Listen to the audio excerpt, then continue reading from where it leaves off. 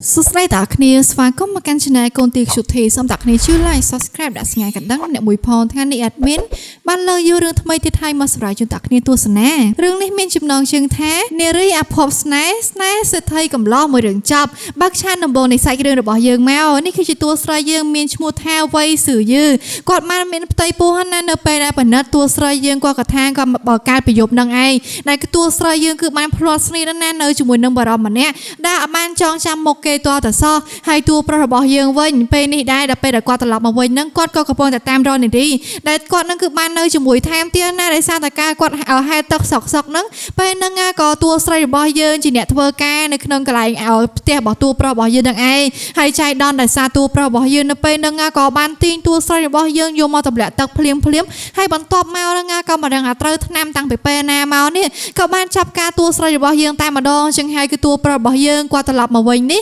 គឺត្រូវតែទៅតាមរកតួស្រីរបស់យើងហើយតួស្រីយើងគឺគាត់មានកូនហើយគាត់មានបន្ទោសមានអីណាតួស្រីរបស់យើងគាត់ក៏បានប្រាប់ពីរឿងដែលគាត់មានកូនហ្នឹងឲ្យម៉ាក់របស់តួស្រីយើងគឺបានដឹងតែម្ដងហើយម៉ាក់របស់តួស្រីរបស់យើងក៏គាត់បានទៅប្រកាន់មួយកូនស្រីឲ្យគាត់ផងដែរមានកូនគាត់ក៏ជួយមើលថែអញ្ចឹងទៅតែសំខាន់ណាស់នៅពេលដែលតួស្រីយើងគាត់គឺបានមកលេងនៅក្នុងភូមិពួកអ្នកភូមិនេះក៏បានឃើញកណ្ដាលអេកូរបស់តួស្រីមានអីក៏ស្រែកអាឡឡាឡើងពេញហ្នឹងហើយក៏ទៅជេរបតិចបដាសាតួស្រីយើងទាំងតាមម្ដាយតួស្រីយើងគឺមិនបានថែកូនស្រីរបស់គាត់ទេតែពួកនឹងក៏នាំគ្នាមើងងាយតួស្រីរបស់យើងខ្លាំងតែម្ដងម៉ាក់របស់តួស្រីយើងគាត់ឃើញហើយដំបងទៅគាត់ក៏រៀងភ្ញាក់ផ្អើលបន្តិចផងដែរណាតែអត់អីទេពួកអីគាត់ថាកូនស្រីរបស់គាត់គឺតែងតែជាក្មេងស្រីដែលល្អម្នាក់រឿងនេះប្រកាសជាមានអីយកច្រឡំជាមិនខានចឹងទៅនៅពេលនឹងពួកអ្នកភូមិគឺគ្មានណាគេបណ្ដៃតួស្រីយើងទេក៏ស្រែកឲ្យចេថាឲ្យតួស្រីហើយក៏ចាប់ផ្ដើមវាយទៅលើតួស្រីថាមនុស្សស្រីបែបហ្នឹងគឺជាមនុស្សស្រីដែលចង្រៃនៅក្នុងភូមិគួរតែបណ្ដេញនាងចេញពីភូមិមួយហ្នឹងហើយបន្ទាប់មកទៀតក៏នាំគ្នាវ័យជន់ឈ្លី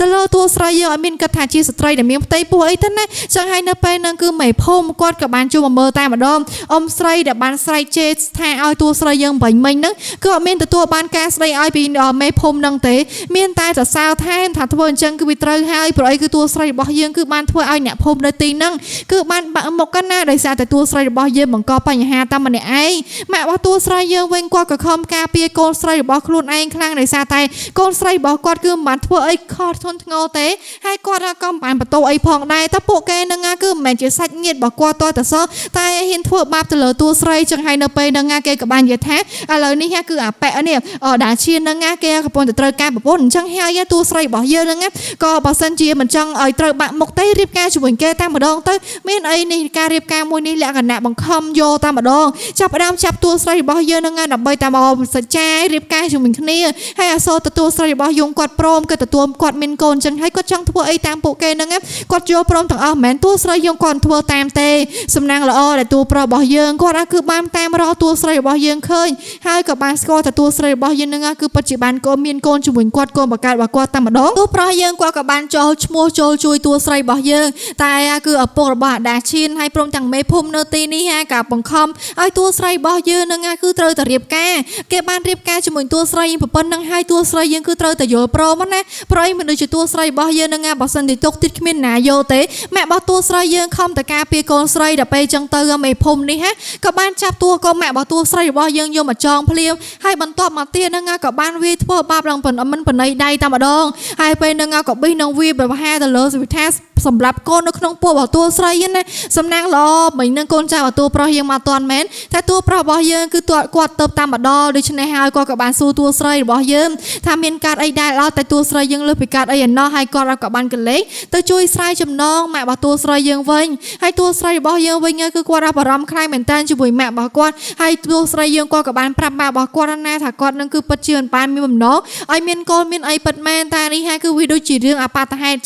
ចឹងហើយគឺតួប្រុសរបស់យើងនៅក្នុងនាមជាសុភាពបរោះគាត់ក៏បានប្រាប់ទៅកាន់ម៉ាក់តួស្រីថាគាត់នឹងរៀបការជាមួយតួស្រីគាត់នឹងទទួលខុសត្រូវទៅលើតួស្រីយើងគ្រប់បែបយ៉ាងតែម្ដងហើយពេលហ្នឹងគឺពួកហ្នឹងក៏បានដឹងពីអត្តសញ្ញាណពិតរបស់តួប្រុសរបស់យើងណាចឹងហើយគឺមានអ្នកគេក្លៀនឲ្យហ៊ានខ្លាំងជាមួយតួប្រុសយើងនោះទេតួប្រុសយើងគាត់ក៏បានចាប់ការកាត់ដៃអាប៉ែអំបញ្ញមិញនេះមិញហ្នឹងក្រែងប៉ះពាល់ដៃនឹងផ្ទះតាប់តួស្រីរបស់យើងខ្លាំងណាស់ហើយតួប្រុសយើងក៏បានបញ្ជាឲ្យកូនចៅរបស់គាត់ហ្នឹងគឺវាបំបែកដៃរបស់អាដាជានឹងតែម្ដងហើយតួស្រីរបស់យើងក៏ត្រូវបានតួប្រុសបញ្ជូនតួស្រីទៅសម្រាកនៅផ្ទះរបស់គាត់វិញហើយម៉ាក់របស់តួប្រុសរបស់យើងវិញគាត់ក៏បានហៅគ្រូពេទ្យ HI មកដើម្បីទៅមើល ណាហើយពេលនឹងក៏បណ្ឌិតឃើញថាតួស្រីរបស់យើងគឺមានកូនហើយកូនក្នុងពោះរបស់តួស្រីយើងក៏សុខភាពមិនសូវជាល្អប្រហែលថែមទៀតពីព្រោះថាតួស្រីរបស់យើងគាត់រស់នៅក្នុងជីវភាពមួយដែលខ្វះខាតខ្លាំងដូច្នេះហើយគាត់ក៏ត្រូវមើលឲ្យបានយ៉ាងល្អណាស់ដើម្បីឲ្យតួស្រីរបស់យើងនឹងហើយចាប់ពីពេលនេះទៅគាត់ក៏សន្យាថាគាត់នឹងមើលថែតួស្រីរបស់យើងឲ្យបានល្អ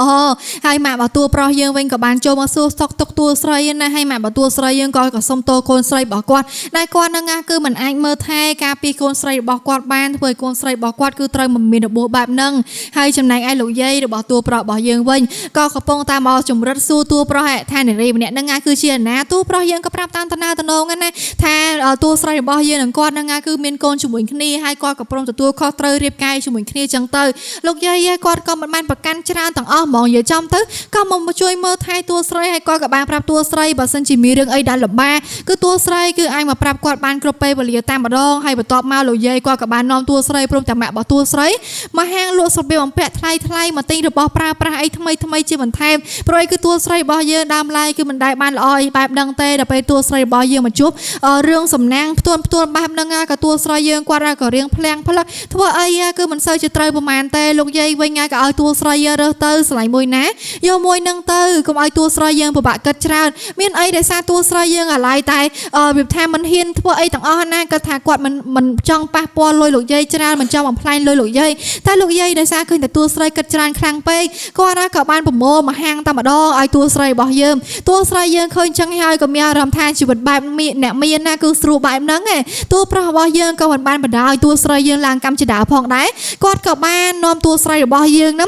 ងបីទៅតែម្ដងហើយបន្តមកទៀតមកនេះគឺតួប្រុសយើងគាត់ក៏បាននាំតួស្រីចូលមកក្នុងកម្មវិធីមួយជាមួយនឹងគាត់ហើយតួស្រីរបស់យើងក៏រៀបចំខ្លួនឲ្យឡើងមកស្អាតនៅក្នុងកម្មវិធីមួយនឹងដែរក៏មាននារីជាច្រើនអ្នកដែលសំខាន់មួយទៀតនោះគឺជានារីដែលមានឈ្មោះថាគូជាវនឹងនាងក៏កលែងឃើញតួស្រីរបស់យើងដើរជាមួយតួប្រុសយើងភ្លាមនាងក៏ចាប់ផ្ដើមមានគំនិតចូលមកធ្វើបាបតួស្រីរបស់យើងតែម្ដងហើយតួស្រីរបស់យើងវិញគឺគាត់មិនដែលបានចូលនៅក្នុងកម្មវិធីសង្គមពួកអ្នកមានបែបហ្នឹងទេចឹងហើយក៏ធ្វើឲ្យគាត់ពិបាករៀបចំខ្លួនគាត់ខ្លាំងហើយសំខាន់ទៅទៀតនោះគឺនាងគូជាវនឹងគ្រាន់តែឃើញតួស្រីដើរមកចិត្តនាងភ្លាមនាងក៏បានបបួលគ្នារបស់នាងណាដើម្បីតែនាំតួស្រីយើងហ្នឹងគឺយកទៅធ្វើបាបតែម្ដងហើយតួស្រីយើងគឺមិនដឹងរឿងទេថាពួកហ្នឹងក៏កំពុងតែនាំគ្នាចង់ធ្វើស៊ីតួស្រីយើងបែបមិនណាតួស្រីយើងគាត់ថាគេនឹងកំពុងតែចង់រៀបអានគាត់អីចឹងទៅពួកហ្នឹងក៏បាននាំតួស្រីយើងមកបន្ទប់ថានឹងនាំតួស្រីផ្លាស់កៅអៅរូបថ្មីនាងចង់បង្ហាញតួស្រីយើងតួស្រីចេះតែតាមគេអញ្ចឹងទៅដល់ពេលហើយមានអីក៏ធ្លាក់រដៅរបស់ពួកហ្នឹងដាក់ល្បិចតាក់តួស្រីយើងសោះហើយបរោះមករំលោភតួស្រីយើងក៏បានទីងដល់ថែធោផ្កាមកដាក់គេបែកខ្ទេចតែម្ដងតួប្រុសរបស់យើងគាត់ក៏បានមកតាន់ពេលវេលាដែលតួស្រីយើងកំពុងតែត្រូវបានគេធ្វើបាបម្ដងទៀតដូច្នេះហើយតួស្រីរបស់យើងគាត់ដល់ពេលហ្នឹងគាត់ក៏បានទីងកំពត់មកចាក់ចំអាប៉ែនឹងថែមទៀតយទៅគឺឥឡូវនេះចាប់ផ្ដើមរៀងខ្លាំងដៃដែរហ្នឹងព្រោះអីណាហ៊ានចូលប៉ះតួស្រីរបស់យើងតួស្រីយើងគឺមិនបានចាំបាច់ខ្លាចអីទៀតនោះទេហើយស្រីម៉ានអ្នកនេះមិញហ្នឹងអីដែលបានបោះបញ្ឆោតហើយតួស្រីរបស់យើងចូលមកក្នុងបន្ទប់មួយនេះតួប្រុសរបស់យើងក៏បានទីងពួកគេចូលមកចាប់ការតែម្ដងចឹងហើយឥឡូវនេះគឺនាំគ្នាប្រកែកទម្លាក់កំហុសទៅលើគ្នាទៅវិញទៅមកថាអ្នកនេះមិនបានធ្វើអ្នកនេះមិនបានធ្វើអីចឹងទៅចឹងហើយតួស្រីរបស់យើងគាត់ក៏បានទាញកូនកបត់មួយហ្នឹងមកវាថាឆ្កឹះនៅគៀនរៀងតាមម្ដងមានអីខ្លាចដែរតើឃើញតួស្រីរបស់យើងខ្លាំងដៃដល់កម្រិតហ្នឹងចឹងហើយឥឡូវនេះគឺអ្នកស្រីជើងល្អប្រហែលអ្នកនេះក៏នាំគ្នាទះតប់ខ្លួនឯងហើយក៏សូមវល់តួស្រីថាកុំឲ្យធ្វើអីទៅលើនាងអីនាងអត់មានគោលបំណងអីចង់ធ្វើបាបទៅលើតួស្រីទេលោកយាយវិញក៏បារម្ភជាមួយតួស្រីតែឥឡូវនេះដែរគឺតួស្រីរបស់យើងគាត់គឺលេងអីហើយចឹងហើយក៏មិនចាំបាច់តែត្រូវបារម្ភអីច្រើនណាស់ណាអីចឹងទៅហើយលោកយាយគាត់ក៏ស្រឡាញ់តួស្រីគាត់ថាតួស្រីគឺជាក្មេងស្រីម្នាក់ដែលល្អចឹងហើយគឺតួស្រីរបស់យើងគឺត្រូវតែនៅទីណាដែលមានតែអ្នកការពារអីចឹងទៅហើយពេលនឹងដែរស្រាប់តែតួស្រីរបស់យើងដើរទៅផ្លាស់ប្ដូររូបរបស់គាត់ទៅតួស្រីយើងគឺគាត់បានមានស្នាមសន្លាក់មួយជារូបលោកខេមកកណាត់អីចឹងទៅចឹងហើយឥឡូវនេះដែរតួស្រីយើងគាត់ក៏បានផ្លាស់ប្ដូររូបរបស់គាត់បន្ទាប់មកក៏បានដឹកដៃមកជាមួយតួប្រុសដើម្បីឲ្យតួប្រុសរបស់យើងគាត់គឺណែនាំថានេះគឺជាគូដណ្ដឹងរបស់គាត់អីចឹងទៅដូច្នេះហើយនៅពេលនឹងដែរអ្នកស្រីម្នាក់អ្នកស្រីគូគាត់ក៏មានអារម្មណ៍ថាតួស្រីរបស់យើងនឹងគឺមើលទៅគឺស្តីនឹងគាត់ហើយអ្នកស្រីគូគាត់ក៏បានមកនិយាយជាដដែលគាត់គិតថាបើសិនជាកូនស្រីរបស់គាត់នៅជាមួយគាត់ប្រហែលជាកូនស្រីរបស់គាត់គឺមានអាយុតាណាជាមួយនឹងតួស្រីរបស់យើងចឹងហើយនៅពេលនឹងដែរគឺស្រាប់តែអ្នកមីរបស់តួស្រីរបស់យើងដែលតែងតែរករឿងតួស្រីរបស់យើងហើយគាត់ក៏បានមកអាងចេះចោយច ចឹងទៅឲ្យតាមប៉ះទៅអ្នកទាំងអស់គ្នាដឹងមិនអត់អ្នកស្រីហ្នឹងគឺជាម្ដាយរបស់ពិតប្រាកដរបស់នាងគូជាវជាវចឹងហើយក៏ខំមកបបាយដានអីចឹងទៅព្រោះអីដឹងខ្លួនច្បាស់ហ៎ថាតួស្រីរបស់យើងគឺជាកូនស្រីរបស់អ្នកណាបើសិនជាតួស្រីរបស់យើងត្រូវ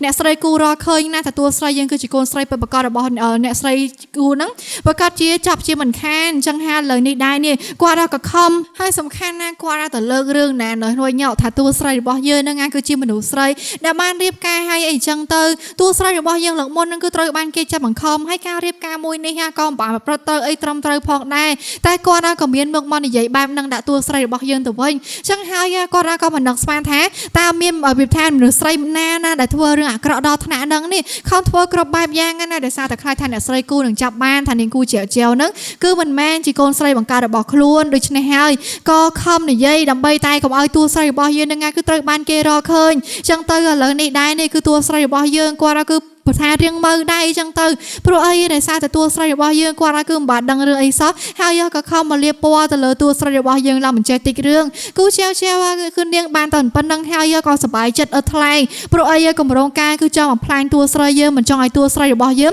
ងមកនៅទីហ្នឹងអីចឹងទៅដូច្នេះហើយឥឡូវហ្នឹងគឺតួស្រីរបស់យើងនាងជាវហ្នឹងក៏បានមកប្រាប់ម៉ាក់របស់នាងណាថាក្នុងកម្មវិធីហ្នឹងគឺវល់ខ្លាំងណាស់អញ្ចឹងហើយគឺមិនបាច់នៅទីហ្នឹងទៀតទេហើយអ្នកស្រីនេះវិញក៏ខំអូសដៃទាញតួស្រីរបស់យើងដើម្បីឲ្យទៅជាមួយទៅគាត់តែតួស្រីរបស់យើងគាត់គឺមិនបានព្រមទៅជាមួយទេតួពេលហ្នឹងក៏ចាប់ដើមស្រែកកលោអាឡាឡើងពេញហ្នឹងហើយបច្ចេ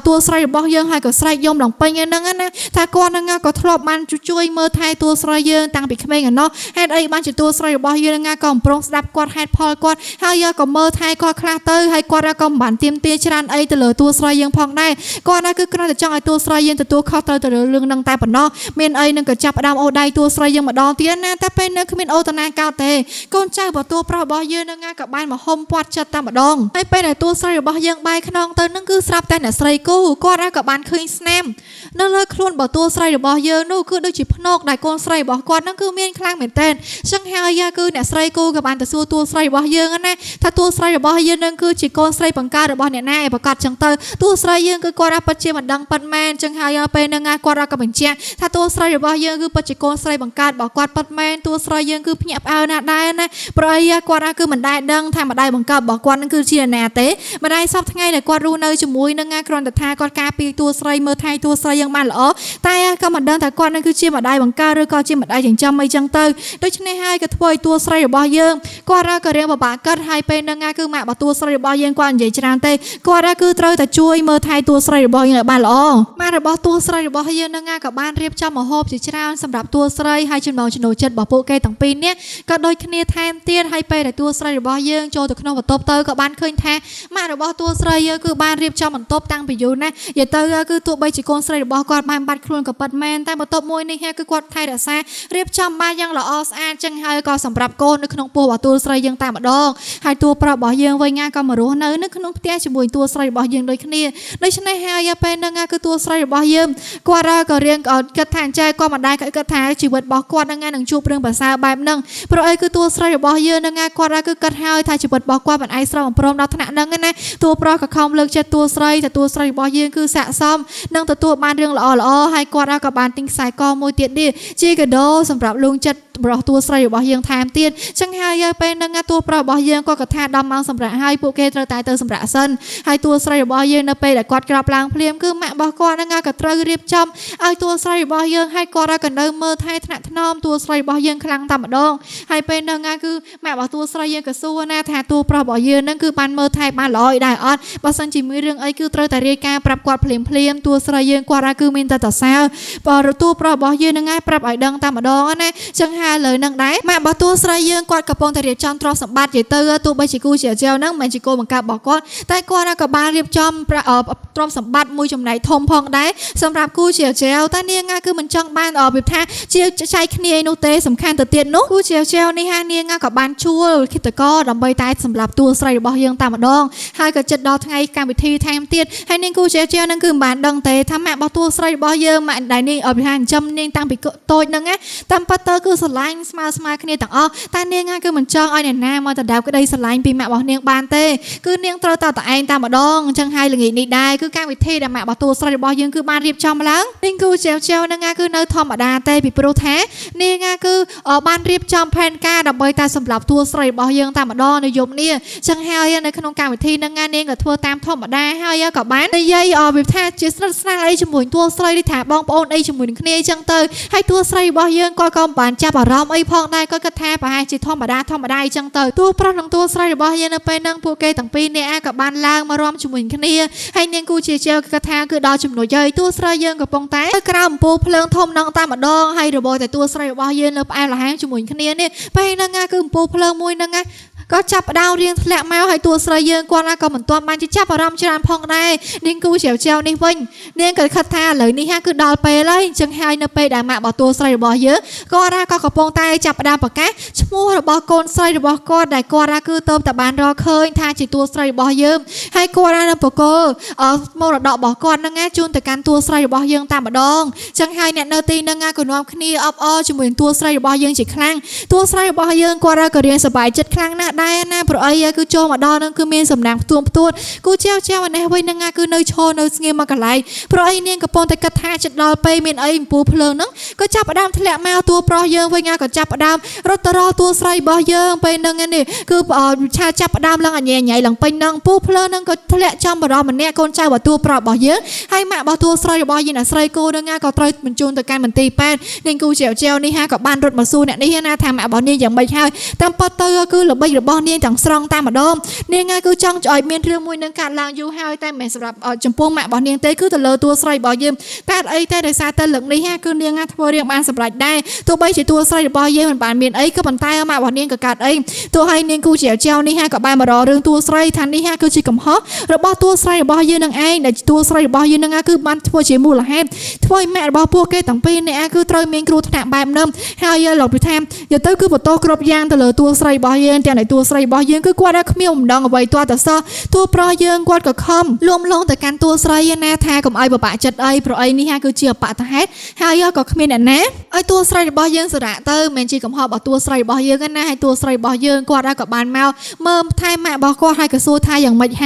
ើយនៅពេលហ្នឹងម៉ាក់របស់តួស្រីគាត់គឺមានតែបារម្ភចំពោះកូនស្រីរបស់គាត់មានតែសួរណាថាតួស្រីរបស់យើងអត់មានកាត់អីទេមិនមែនគាត់សប្បាយចិត្តតែតួស្រីគឺមិនបានកាត់អីចឹងហើយពេលហ្នឹងម៉ាក់របស់តួស្រីរបស់យើងគាត់ក៏បានយកលទ្ធផលតេស្ត DNA ឲ្យតួស្រីរបស់យើងបានមើលដោយសារតែលើកមុនហ្នឹងគឺតួស្រីរបស់យើងគាត់មិនបានជាតេស្តអីត្រឹមត្រូវតែឃើញហើយតែតួស្រីបច្ចុប្បន្នបង្កើតហើយតួប្រុសរបស់យើងវិញក៏ល្អជាមួយតួស្រីឲ្យមានគណិតលាក់លៀមអីចង់ធ្វើបាបតួស្រីយើងទេដូច្នេះហើយតួម៉ាក់របស់តួស្រីយើងគាត់ក៏អស់បារម្ភជាមួយកូនស្រីរបស់គាត់ថាកូនស្រីរបស់គាត់ប្រកាសជាមានតែរឿងល្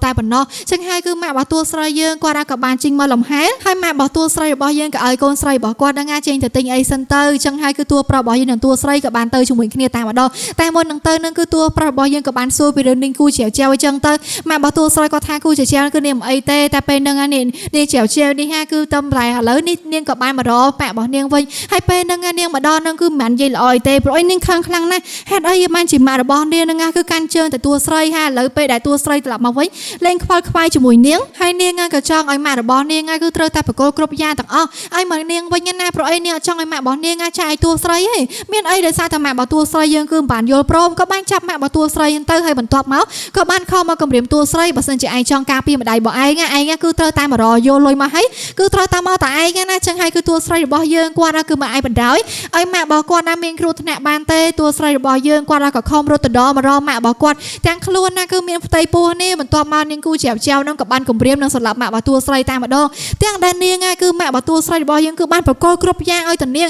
ក្តីស្រឡាញ់អីលុយប្រាក់កាសចាយមិនចេះខ្វះយកទៅជីវិតរស់នៅគឺវាថាមកស្រួលតែម្ដងតែដោយសារតនាងគឺមិនចេះឆ្អែតឆ្អន់ច្នៃឈ្នានីជាមួយតួស្រីខ្លាំងពេកឥឡូវនេះក៏បានគម្រាមបើសិនជាតួស្រីរបស់យើងមិនព្រម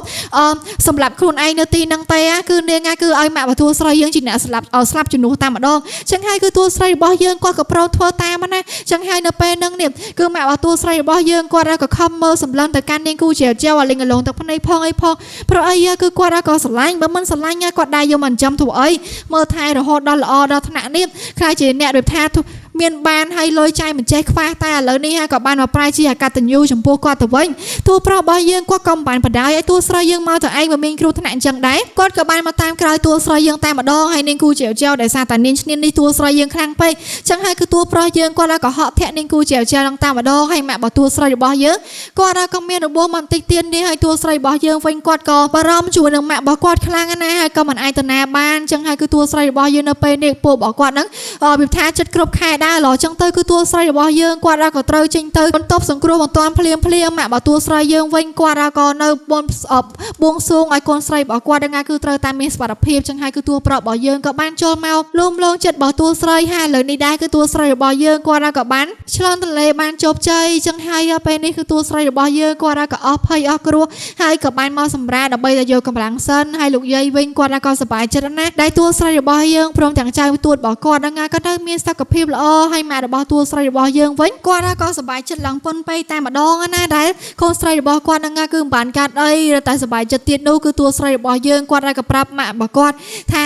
នៅពេលនេះគឺពួកគេទាំងអស់គ្នាគឺលេងកាត់អីហើយតួស្រីយើងគាត់ក៏បានសុំទោសផងដែរថាមកពីគាត់ទៅធ្វើឲ្យគូជាជេវនាងគឺត្រូវមកអាក្រក់បែបហ្នឹងអញ្ចឹងហើយគឺតួស្រីរបស់យើងគាត់ក៏សុំទោសគ្រប់រឿងតែម្ដងតែម៉ាក់របស់តួស្រីយើងក៏អត់មានរឿងអីដែលត្រូវបន្ទោសទេនេះគឺជាកំហុសរបស់នាងគូជាជេវពីព្រោះអីមកពីចរិតនាងដែលឈ្នានេះមិនចេះចោលមិនចេះហើយបានជាធ្វើជីវិតរបស់នាងគឺត្រូវមកបាក់រករ៉ាអញ្ចឹងណាអញ្ចឹងហើយឥឡូវនេះដែរគឺតួស្រីរបស់យើងនិងតួប្រុសក៏បានចេញមកខាងក្រៅតែពីរនាក់ជាមួយនឹងគ្នាហើយបន្ទាប់មកគឺតួប្រុសរបស់យើងគាត់ក៏បានដកអញ្ជាដើម្បីតែសុំតួស្រីរបស់យើងរៀបការហើយតួស្រីយើងគឺគាត់លើសពីព្រមតែម្ដងព្រោះអីគឺគាត់បានឆ្លងរឿងរ៉ាវគ្រប់យ៉ាងហើយក៏ឃើញថាតួប្រុសគឺមើលថែគាត់យ៉ាងល្អអញ្ចឹងហើយគឺតួស្រីរបស់យើងនិងតួប្រុសក៏បានមកចុយតាស្វល់ជាមួយគ្នាឯតាស្វល់មួយនេះក៏បានទៅដល់ដៃរបស់លោកយាយគាត់មានតែថានៅពេលដែលពួកគេរៀបការអញ្ចឹងហើយគួរតែធ្វើកម្មវិធីមួយឲ្យធំតែម្ដងទៅដើម្បីតែបំពេញមុខបំពេញមាត់តែម្ដងអញ្ចឹងហើយនេះពេលនេះគឺម៉ាក់របស់តួស្រីរបស់យើងហើយព្រមទាំងលោកយាយគាត់ក៏បានរើសថ្ងៃរើសវេលាដើម្បីតែឲ្យតួស្រីរបស់យើងនិងតួប្រុសរៀបការជាមួយគ្នាតែម្ដងអញ្ចឹងហើយគឺមិនចាំយូរទេទៅដល់ថ្ងៃរៀបការភ្លាមហើយតួស្រីរបស់យើងនិងតួប្រុសក៏បានដឹកដៃគ្នាចូលមកហើយឥឡូវនេះដែរនេះគឺលោកយាយគាត់ក៏បានចូលមកជូនពរតួស្រីរបស់យើងហើយតួស្រីនិងតួប្រុសរបស់យើងពួកគេទាំងពីរនាក់ក៏បានបញ្ចប់មង្គលការនឹងជាមួយគ្នានៅពេលដែលពួកគេទាំងពីរគឺមានកូនជាមួយនឹងគ្នារួចហើយតួស្រីរបស់យើងវិញគាត់ក៏ព្រមរស់នៅជាមួយនឹងបរិមម្នាក់ដែលមើលថែគាត់ហើយក៏ព្រមការពារគាត់អស់មួយជីវិត